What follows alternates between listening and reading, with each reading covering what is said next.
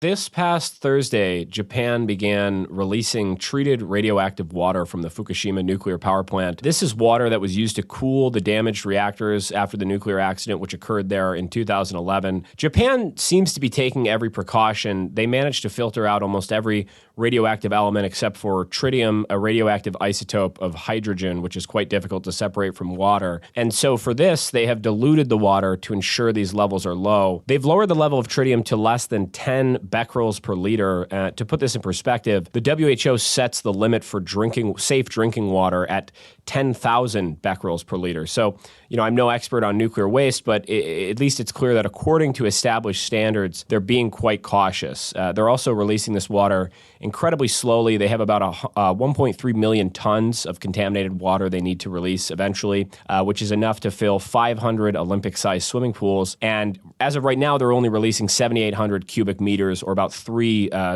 Olympic swimming pools, and that's over the course of 2.5 weeks. So they estimate the entire process will take them about 30 years to release everything. Despite their caution, the response from the Chinese Communist Party has been nothing short of hysterical, immediately banning all seafood from Japan, describing the release as a selfish and irresponsible act. The Japanese are actively monitoring samples from sea wildlife and have found no evidence of abnormalities or issues from the release thus far. But despite this, China, it seems, has suddenly decided to steward the health and longevity of our oceans. Miles, what's your take on this development? Is this sincerely environmentally motivated on behalf of the CCP, or is this simply political retribution of some sort? No, it's not environmentally based at all. It's not even science-based. The Chinese government use issues like this to score a geopolitical point at Japan. The Japanese government has been pretty responsible in dealing with this issue. The U.S. government has no problem with this. State Department spokesperson said the Japanese handling of this nuclear wastewater release is, quote, safe, transparent, and science-based, unquote. South Korean government does not have a problem with this because they are participating in supervising the release, and they're showing the data. There are some localized protests in Korea, but it's very small in number, and government has no problem. The Taiwanese government is cautious but has no problem with this because the data is indisputable. The International Atomic Energy Agency, IAEA, has no problem. It has approved the Japanese releasing its water because the science is there. The amount of tritium in the water contained is way below what's required. The radioactive element tritium even meets the WHO standard, is way below the WHO standard for drinkable water, is 1/7 below that. This fanning of the hysteria against Japan domestically is very unfortunate. It shows the government really is running out of ideas about anti-Japanese sentiment. Create mass hysteria, censor any dissenting, even moderating a voice inside China on this matter. If you say Japanese have been responsible, you'll get in trouble. Police will knock on your door. So that's how serious this issue has become inside China. It's ridiculous. And also the government of China unleashed avalanche of harassing phone calls to Japanese public service hotlines, emergency lines. Chinese government acts like a hooligan. This is the problem. If you want to put this thing into perspective, the Chinese government itself runs a lot of nuclear power plants. They also routinely dumps wastewater into the ocean. China has about 13 reactors, contains as high as 10 times more radioactive element tritium than the WHO standards. So this is a total hypocrisy. The funny thing is, because of the state-staged hysteria inside China, the real victim of this Chinese government's cynical move against Japan is basically the Chinese seafood industry itself. Japan's seafood export into China is not really that significant because Japanese seafood industry mostly is geared for its domestic consumption. But the entire seafood industry in China right now is devastated. Nobody wants to eat seafood. It shows you the fundamental difference between two models of governance between China and Japan. The seafood industry in China is taking a hit. Is this due to China's own dumping of radioactive materials, or what is the apprehension that's causing this in China? The apprehension goes like this. Japan dumped the radioactive water into the ocean, and then that contaminated ocean current will take to the Chinese water, where the seafood will be harvested, put on the Chinese dinner table. In the information environment that is China, you do not have any counterbalancing views. You don't have any science-based discussions. Government censored all the information it does not want people to see. So in China right now, seafood industries suffer devastatingly. Many seafood restaurants are closing down. And another thing is, for some reason, some people, the urban legend says, salt could mitigate the problem of contaminated seafood. So right now in China, the most coveted items in the grocery store is salt. There's a national craze for buying salt. This sounds like a very, very bizarre and surreal. The firestorm of hysteria that China has created in an attempt to damage Japan's reputation has backfired. And just to highlight the hypocrisy of this a little bit more, I don't think it's hyperbolic to say that there's probably no force in this world at this time more destructive to our oceans than the Chinese Communist Party. They seem to have no concept of long-range sustainability in our oceans resources, overfishing not just in their own waters but across the globe. They have the largest deep-water fishing fleet in the world with nearly 3,000 ships as of 2022, just devastating fisheries across the globe with very little capacity for other countries to not only compete, but more importantly, rein these fishermen in. And so in their case, it's not even the selfishness that they accuse Japan of, it's actually just stupidity. Because if they irreparably devastate these fragile ecosystems, they themselves will not have access to the seafood and delicacies they're currently trawling the world for. And you've highlighted the degree to which they themselves dump radioactive material. If we look at toxic human and industrial waste, which not radioactive is certainly profoundly devastating to water supplies, China has already contaminated as much as 90% of its own groundwater with dumping, as well as the improper use of fertilizers and pesticides, such that nearly 70% of their rivers and lakes are unsafe for human use. So, Miles, I mean, have you seen any, obviously this is sort of hysterical hypocrisy, but have you seen any meaningful measures from the CCP to reduce their impact on their own water supplies or the world's ocean? And if not, I mean, what can we as the U.S. do to play a role in reining them in? Well, you mentioned something that's very important. That is, we talk about China being a contaminator in the world. We talk about the air. We talk about the water. Yes, it's totally true that China, in the blind pursuit of economic growth, almost completely ignored the ecological consequences of its Great Leap Forward style developments and policies. And that basically, completely destroyed China's ecology. But there's also something else you mentioned that's very interesting, because China has long depleted the ocean lives and seafood resources along its shores and its water near its coast. So China has a global illegal fishing industry that affects most coastal countries in the world, as far as even to the Galapagos Islands of Ecuador. So this is a global issue. China just doesn't care about international law, and let alone ocean resources sustainability. And I think there is a lack of global coalition to deal with this Chinese illegal fishing on the global scale. And that's something I can see that in the near future, there will be some kind of a global coalition to deal with the issue, because this is very serious. China's ocean-going fleet is illegally fishing in other people's territorial waters and EEZs, along, for example, in Argentina, in Brazil, in West Africa, in Ecuador as well. Next topic, the recent BRICS summit in South Africa garnered quite a bit of attention. For a brief refresher for our listeners, BRICS is an international organization whose name is an acronym for the 5 member countries. That is Brazil, Russia, India, China, and South Africa. And its stated intention is to rival or provide an alternative to Western-led forums like the G7. We've talked about BRICS before, Miles, but if I recall, there's been in the past uncertainty about how serious of an organization it was and the degree to which friction between certain members would inhabit serious cooperation. But with this past summit, there was a rush of interest from nations to join. Before the summit, it represented 40% of the world's population and a quarter of the world's economy. And Xi Jinping, we've known, has wished to expand this. And both China and Russia, but perhaps especially Russia, are desperate to counter the prevailing reputation they have as pariah states by bringing new allies and partners into their orbit. Dozens of countries have expressed interest in joining, and on the final day of the summit, it was announced that 6 new countries will be joining BRICS. That is Argentina, Egypt, Ethiopia, Iran, Saudi Arabia, and the United Arab Emirates. This is the first expansion of the organization since South Africa joined in 2010, and it is undoubtedly a historic moment. But Miles, I want to ask you, how significant is this development really? Could you speak a bit to what BRICS actually is and does, and whether it presents a real challenge to the U.S.-led international order, especially now that these countries have joined? I mean, this is basically an effort to create some kind of a new bloc, collectively called the Global South. And China wants to play the leadership role in that coalition.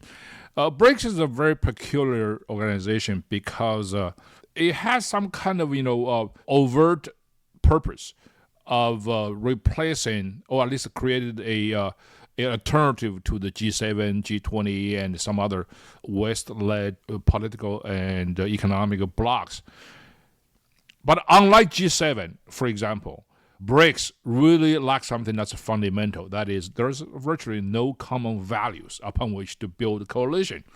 Some of the countries like India, Argentina, and Brazil, they're democracies, no matter how flawed, imperfect they are. But they have a fundamental democratic mechanisms. Other countries, basically, they were rogue countries, like Iran, like Russia, like China. You put all those together in a group to counter what they said is a West-led group. I mean, it's going to be very difficult because not everybody in the BRICS organization really is anti-West, right? So, which brings me to the new membership. You mentioned Iran, Saudi Arabia, Egypt, the UAE, Argentina, and Ethiopia.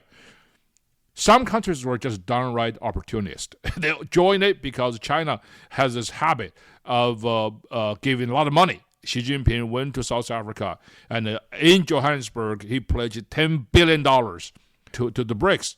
And a lot of people were just obviously coveting the Chinese giveaway. China acts as if it's now finally in the leadership role, commanding global discourse power. That's an illusion, because China does not have the credibility to be a global leader. China does not have the credential to lead the world, precisely because it lacks the right kind of value, right kind of institution to do so. If the world is going to look like China today, and the world is doomed. So not everybody in the BRICS wants to see the world to be run like the Chinese Communist Party is running China. There's also another dynamic inside the BRICS. There's no way CCP's claim to leadership will be readily accepted by countries like India, Russia, because there are a clash of egos, there are a clash of ambitions, there's also clash of agenda. I mean, if China really cared about this global south, China should support India's membership in the UN Security Council as a permanent member. So China and Russia would not let it happen. It's all a clashing of very peculiar countries. Ultimately, I don't think it's going to be able to provide fundamental challenge to the G7-led world economy. To press a little bit further on this lack of, any sort of moral direction or shared moral understanding and this lack of leadership you've highlighted, I want to call our attention to a comment a colleague of ours, Walter Russell Mead, made on a new podcast from Hudson Institute that I would encourage our listeners to check out. It's called Arsenal of Democracy, which just launched recently, and I highly recommend it if you're looking for broader commentary on U.S. foreign policy. There he said, perhaps cutting against our own arguments about China and Russia's status against pariah states, that China and Russia are offering a deal to many of the world's elites, in particular in developing nations, that might be more enticing than what the U.S. offers. Whereas we attach certain moral expectations to cooperation and participation, the CCP doesn't care about human rights abuses. They don't care if elites engage in international money laundering operations, or if they're involved with cartels or other nefarious organizations. And they won't press these elites to democratize or even work towards more just domestic rule. So I want to ask you, Miles, do you agree with this categorization, and how enticing is this really on a broad scale internationally? Would an arrangement like this have enough currency with enough of the world's nations such that China could build an opposing international community on these grounds? Not really. You said well. I mean, it will be very enticing to the elites of various countries, but ultimately it will not be appealing or enticing at all to the people of those countries. China has adopted this kind of approaches to approach to many countries. Kenya, Sri Lanka, Malaysia, Angola. In each of these countries, when the deal that you're talking about was revealed to the people of those countries, the people raised severe and sometimes violent opposition to the deal reached by their own elite with the Chinese government. So this is a challenge that China has to face. It is very easy for China to basically capture the elites of various countries, but it's almost impossible for China to capture the hearts or minds of the people in those countries. How to deal with China has become inevitably the number one sovereign and political issue that showed up in various countries' elections. Sri Lanka, for example, Malaysia, it's the same thing. So initially, China would claim victory in forcing those countries into Chinese orbit with deals disguised as a Belt and Road projects. And in all of the countries, you see strong backlash, ultimately, to change the policies of this country toward China. I'll give you two examples, right? Malaysia is very important, and another one is Sri Lanka. So you can see that emerging in countries like Kenya and many other countries. So I'm not entirely sort of bought by that kind of argument. Well said. Well, for our last topic, we have been covering for some time the downward spiral of the PRC's economy, and some commentators are beginning to argue that we're not just seeing decline, but perhaps the possibility of collapse between massive youth unemployment, the numbers for which the party has simply stopped publishing, crippling deflation, a crisis in the once booming Chinese real estate market, crushing debt for local governments, and devastating demographic issues, and as well, deep distrust, both from outside corporations and within China. It's hard to see a road to recovery. Miles, can you give us an update on this? And I just want to ask you, do you think a catastrophic economic collapse is actually possible or perhaps even imminent? Well, let me just look into the inner logic of Chinese economic model. It's fundamentally flawed. In a certain way, the Chinese economic model looks like a gigantic Ponzi scheme. It goes something like this, right? Chinese system is a socialist system. In other words, the government owns what they call the means of production, particularly the land. All land is owned by the government. So government basically is able to get some money, particularly local government, by speculating on land sales. So the government uses monopolistic ownership of land to sell those land to developers through some kind of a scheme, particularly like a LGFV. It's a local government financing vehicles, which is the sort of organization that uses government-owned land as collateral to borrow enormous amount of money from banks and investors, and then give the money to local governments, upon which they build the buildings and housing. This kind of industry has collapsed, and the Chinese real estate industry is exploding. LGFV couldn't pay back the loans they owe the bank, and risking default. And the default is on a gigantic, massive scale. The total local government debt, mostly facilitated by LGFV, is close to $9 trillion. That's about half of China's entire GDP. Okay, so you ask me whether it's going to explode, collapse or not. You can get the easy answer from that reality alone. Now, the real estate collapse is a very, very big deal. That's also adding to the exploding factor. Evergrande filed for bankruptcy. This is one of China's largest real estate firms. 2 weeks ago, they filed bankruptcy in New York City. 10 days later, on August 28th, it resumed trading in the Hong Kong Stock Exchange. It lost 86% of its value at the opening, ending up the day as nothing but a junk stock. Because Evergrande is in debt of $2.38 trillion RMB yuan. That's equivalent to $330 billion, right? And then a few days later, another China's huge, gigantic real estate firm, Bi Gui Yuan, also defaulted nearly $20 billion debt. This has a cascading effect. Right? It not only make a lot of people victims of this Ponzi scheme, but also fundamentally shatter the confidence of the consumer. So people don't want to spend money. If people do not have confidence in the future of the economy, they don't want to spend money. That really affected the production, and so the industry is going through a vicious cycle. I think the Chinese economy is in big trouble. China is trying to look for its own salvation through the international banking system, through private equity and venture capitals, the big ones like BlackRock. Ultimately, I think China has to swallow its own bitter pills. So obviously, we don't have a crystal ball, but it seems to me, we can't just consider these economic problems in a vacuum. These have political implications. And we've seen over the past year backlash, protests from many Chinese citizens in response to economic issues or in response to, bad healthcare coverage, things like this. But that is largely ordinary Chinese citizens. Are we heading towards a point where the economic ramifications are starting to affect the elites? I mean, we talked about going after immigration consultancies. If it has a substantial effect on the elites in China who have benefited largely from China's economic growth up until this point, what sort of political ramifications might that have for Xi Jinping and for the party as it stands? Well, the elites in China, they have their vested interest. And China has all sorts of ridiculous, unrealistic policies that go fundamentally against the international market mechanism. I'll give you one example. You mentioned about the crackdown on immigration consultancy.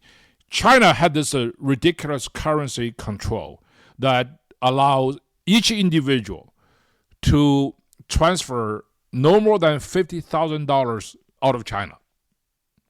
And that is the ironclad law. If you go beyond that, you'll be a criminal. Now, there is a very strong trend inside China to immigrate to countries like the United States. And one of the most important way to do so is through investment. Visa type will be EB-5, for example. Now, the minimum requirement for the United States to give an immigration visa for investing in the United States is $800,000. So if you want to immigrate to the United States, going through that channel, which is the most popular, by the way, a lot of Chinese have come to the United States using that $800,000 investment visa category. Now, that would mean you have to send $800,000 to the United States to get your visa, but you are only allowed to transfer $50,000 a year. So it will have taken you about 16 years to get the money out of China. That's why the immigration consultancy say, you know what, I can do it for you through different kind of shenanigans. And so of the tens of thousands of Chinese middle-class, well-off people who have immigrated to the United States using that visa category are literally made a criminal. So that's why when the Chinese government goes after the immigration consultancy demanding the consultancy to hand over the case files, you can see a lot of people who have immigrated to the United States do not want to go back. Now, there's also another thing. Many of the people who have immigration visas through investment in the United States, they do not live in the United States. The visa in the United States, passport in the United States is just a plan B. So many of those wealthy people, their economic basis are in China. So this is why the Chinese government now is going after those very well-off people inside China to extract money from them without any immunity. That's the scheme. So you can see this all related to politics and policy.